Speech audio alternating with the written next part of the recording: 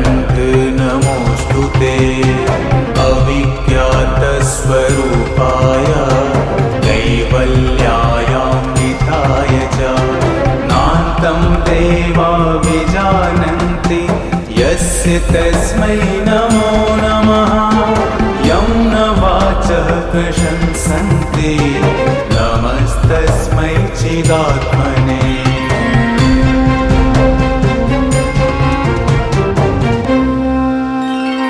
योगिनो यं हृदः कोशे प्रणिधानेन निश्चलाः ज्योतिरूपं प्रपश्यन्ति तस्मै श्रीब्रह्मणे नमः। कालात् पराय कालाय स्वेच्छया पुरुषाय च गुणत्रयस्वरूपाय नमः प्रकृतिरूपिणे।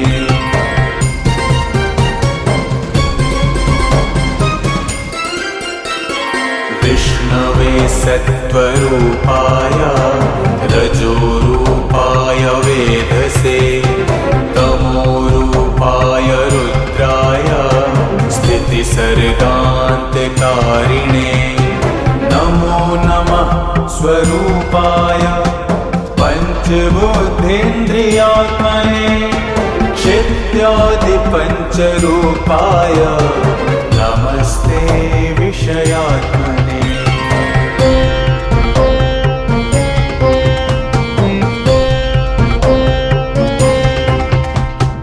नमो ब्रह्माण्डरूपाय तदन्तर्वर्तिने नमः। अर्वाचीन पराचीन विश्वरूपाय ते नमः। अचिन्त्यनित्यरूपाय सदसत्पतये नमः। नमस्ते भक्तकृपया स्वेच्छाविष्कृतविग्रह।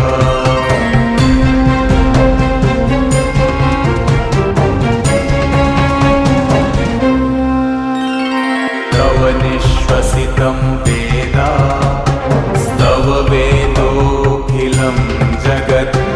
विश्वभूतानि ते पाद शिरोद्योः समवर्तत।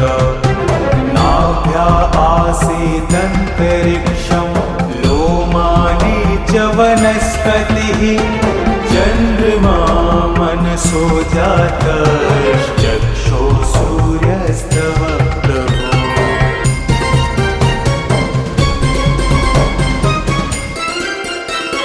त्वमेव सर्वं त्वयिदेव सर्वं सर्वस्तुतिस्तव्य इह त्वमेव।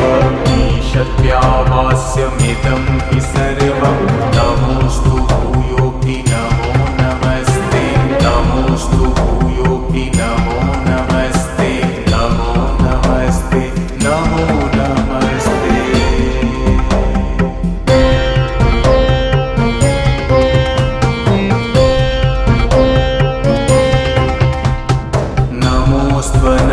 नमोऽस्त्वनन्तरूपाय नीलकण्ठ नमोऽस्तु ते। अविज्ञातस्वरूपाय कैवल्यायान्विताय च नान्तं देवा विजानन्ति यस्य तस्मै नमो नमः। यं न वाचः प्रशंसन्ति नमस्तस्मै चिदात्मने।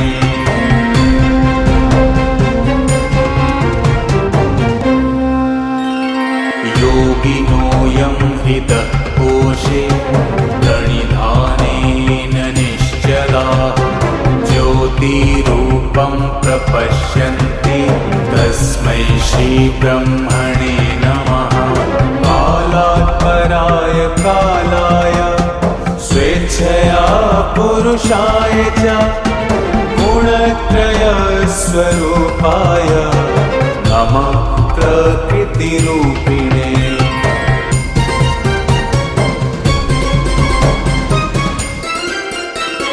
विष्णवे सत्त्वरूपाय रजोरूपाय वेधसे तमोरूपाय रुद्राय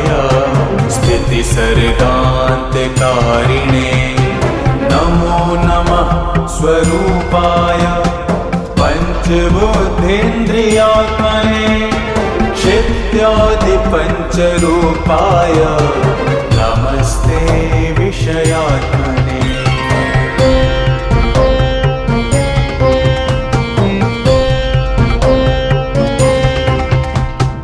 नमो ब्रह्माण्डरूपाय तदन्तर्वर्तिने नमः अर्वाचीन पराचीन विश्वरूपाय ते नमः अचिन्त्य नित्यरूपाय सदसत्पतये नमः नमस्ते भक्तकृपया स्वेच्छाविष्कृतविग्रह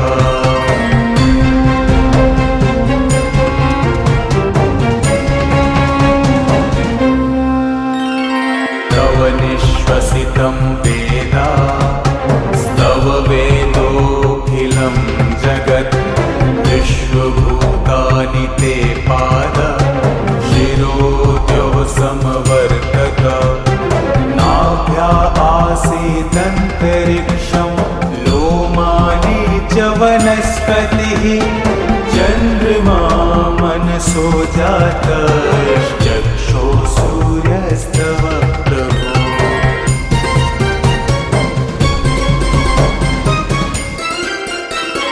त्वमेव सर्वं त्वयिदेव सर्वं सर्वस्तुतिस्तव्य इह त्वमेव ईशत्यावास्यमिदं हि सर्वं नमोऽस्तु भूयोऽपि नमो नमस्ते नमोऽस्तु भूयोऽपि नमो नमस्ते नमो नमस्ते नमो नमस्ते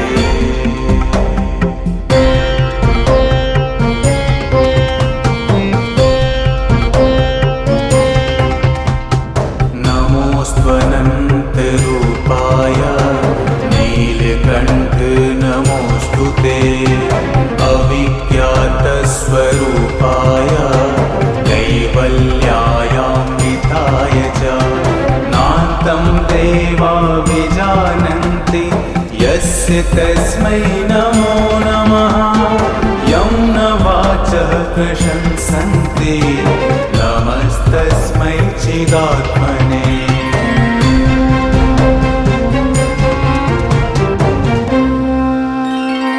योगिनोऽयं हृदः कोशे प्रणिधानेन निश्चलाः ज्योतिरूपं प्रपश्यन्ति तस्मै श्रीब्रह्मणे नमः कालात् पराय कालाय स्वेच्छया पुरुषाय च गुणत्रयस्वरूपाय नमः प्रकृतिरूपिणे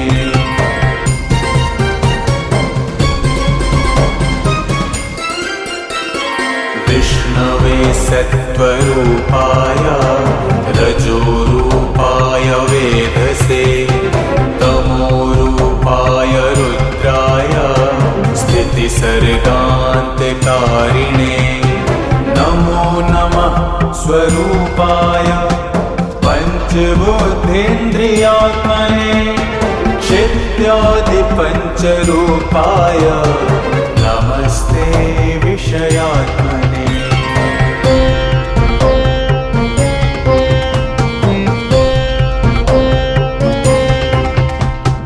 नमो ब्रह्माण्डरूपाय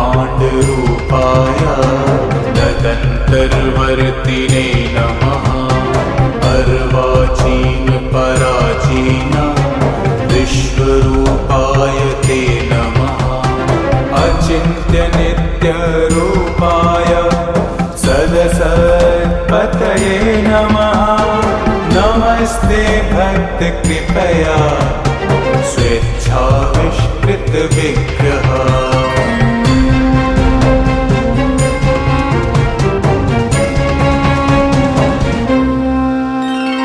तव निःश्वसितं वेदा स्तव वेदोऽखिलं जगत् विश्वभूतानि ते पाद शिरोद्यौ समवर्तत नाभ्या आसीदन्तरिक्षं लोमानि च वनस्पतिः चन्द्रमा मनसो जातः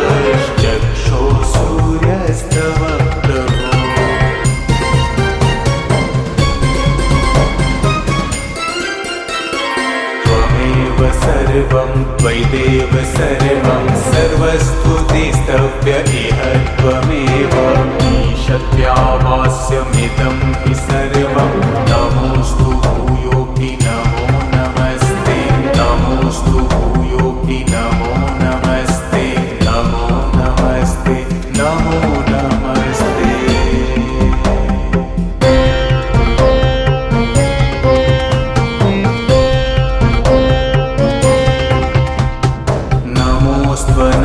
नमोऽस्त्वनन्तरूपाय नीलकण्ठ नमोऽस्तु ते अविज्ञातस्वरूपाय कैवल्यायान्विताय च नान्तं देवा विजानन्ति यस्य तस्मै नमो नमः यं न वाचः प्रशंसन्ति नमस्तस्मै चिदात्मने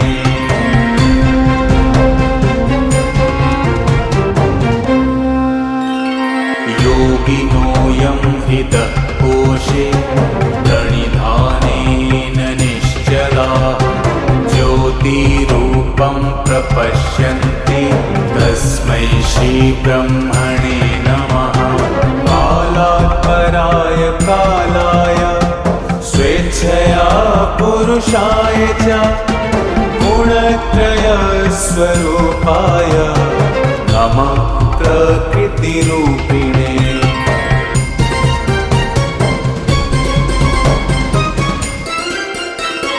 विष्णवे सत्त्वरूपाय रजोरूपाय वेधसे तमोरूपाय रुद्राय स्थितिसर्गान्तकारिणे नमो नमः स्वरूपाय पञ्चबुद्धीन्द्रियात्मने क्षित्यादिपञ्चरूपाय नमस्ते विषयात्मने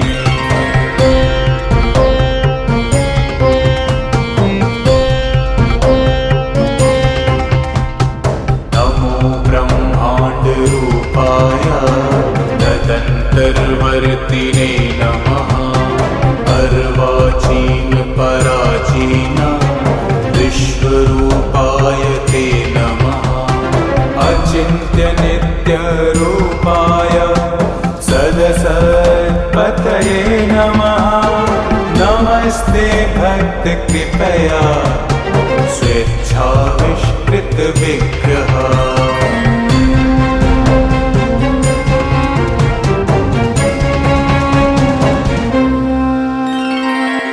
निश्वसितं वेदा स्तव वेदोऽखिलं जगत् विश्वभूतानि ते पाद शिरोद्योः समवर्तक नाभ्या आसीदन्तरिक्षं लोमानि च वनस्पतिः चन्द्रमा मनसो जातश्चक्षो सूर्यस्तव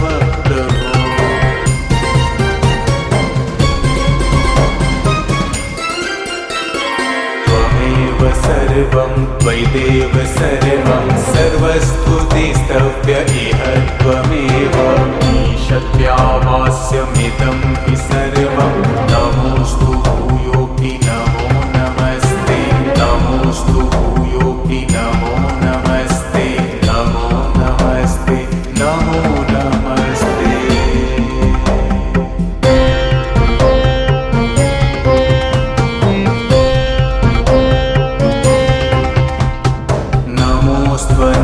नमोऽस्त्वनन्तरूपाय नीलकण्ठ नमोऽस्तु ते अविज्ञातस्वरूपाय कैवल्यायान्विताय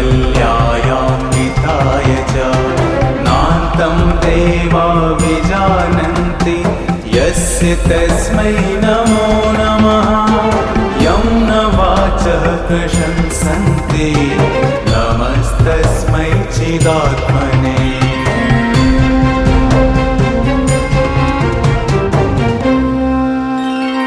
योगिनोऽयं हृदः कोशे प्रणिधानेन निश्चला ज्योतिरूपं प्रपश्यन्ति तस्मै श्रीब्रह्मणे नमः।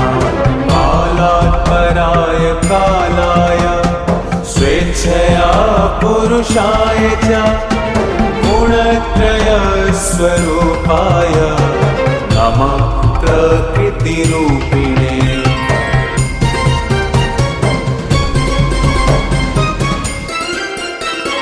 विष्णवे सत्त्वरूपाय रजोरूपाय वेधसे तमोरूपाय रुद्राय स्थितिसर्गान्तकारिणे नमो नमः स्वरूपाय पञ्चबुद्धीन्द्रियात्मने क्षित्यादिपञ्चरूपाय नमस्ते विषयात्मने।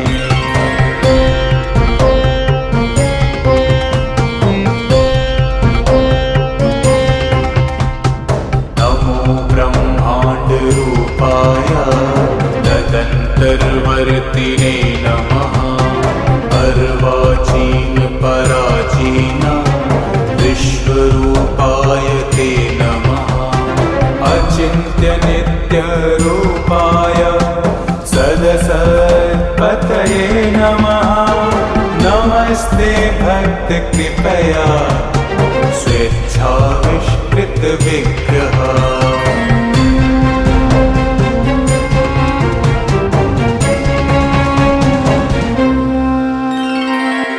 निश्वसितं वेदा स्तव वेदोऽखिलं जगत् विश्वभूतानि ते पाद शिरोद्यौ समवर्तत। नाभ्या आसीदन्तरिक्षं लोमानि च वनस्पतिः चन्द्रमा मनसो जातश्चक्षो सूर्यस्तव प्रभो।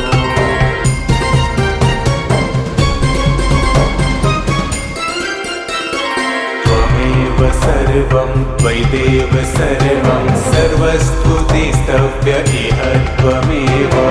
ईशत्यावास्यमिदं हि सर्वं नमोऽस्तु भूयोऽपि नमो नमस्ते।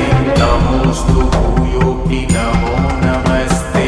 नमो नमस्ते नमो नमस्ते।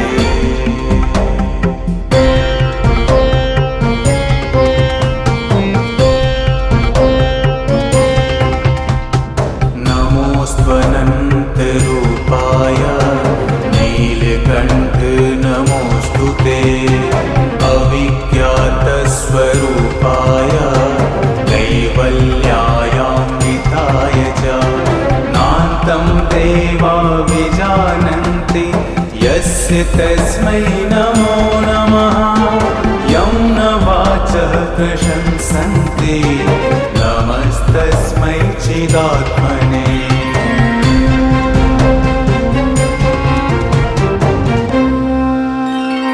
योगिनोऽयं हृदः कोशे प्रणिधानेन निश्चला ज्योतिरूपं प्रपश्यन्ति तस्मै श्रीब्रह्मणे नमः। कालात् पराय कालाय स्वेच्छया पुरुषाय च गुणत्रयस्वरूपाय नमः प्रकृतिरूपिणे।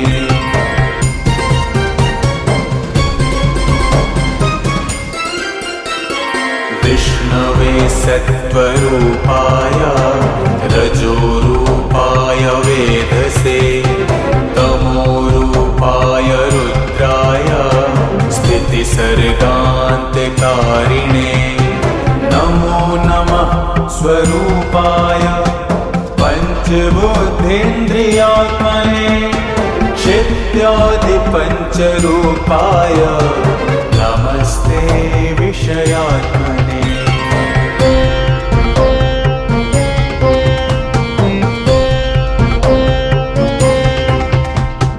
नमो ब्रह्माण्डरूपाय तदन्तर्वर्तिने नमः। अर्वाचीन पराचीन विश्वरूपाय ते नमः। नित्यरूपाय सदसत्पतये नमः। नमस्ते भक्तकृपया स्वेच्छाविष्कृतविग्रह।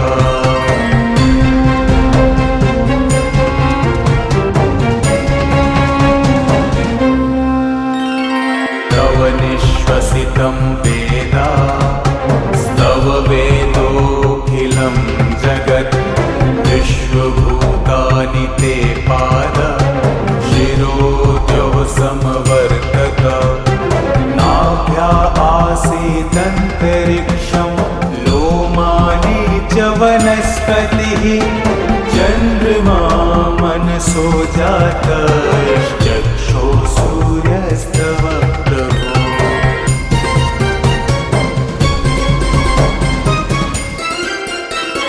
त्वमेव सर्वं त्वयिदेव सर्वं सर्वस्तुतिस्तव्य इह त्वमेव। ईशत्यावास्यमिदं हि सर्वम्